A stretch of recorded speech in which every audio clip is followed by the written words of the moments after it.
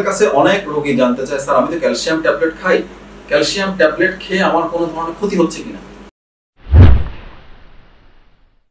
তাহলে calcium tablet প্রথম কথা হচ্ছে আপনার আসলে কোনো প্রয়োজন আছে কিনা। প্রথম কথা, যদি আপনার যদি খাদ্যের মাধ্যমে যদি ইনটেক ঠিক থাকে তাহলে ট্যাবলেট না খেলে হবে।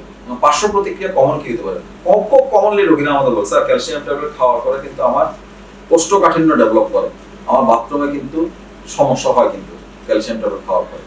আর একটা জিনিস হতে পারে, ক্যালসিয়াম ট্যাবলেট খাওয়ার পরে কারো কারো একটু বমি বমি ভাব হয়, কারো কারো হালকা পেটে ব্যথাও হইতে পারে হালকা।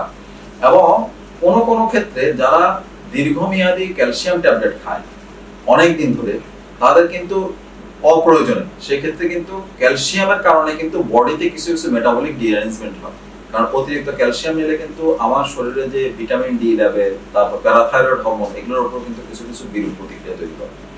এখন যেটা কমন, আমি যেটা প্রথমে বলেছিলাম, কোষ্ঠকাঠিন্য যে সমস্যাটা, সেটা কিন্তু কিছু কিছু এখন নতুন ধরনের ক্যালসিয়াম বাজারে চলে এসেছে, যে বাজারে নতুন ক্যালসিয়াম গুলো ব্যবহার করে কিন্তু সেই কোষ্ঠকাঠিন্যতাকে কিছু কিছু ক্ষেত্রে কমানো সম্ভব।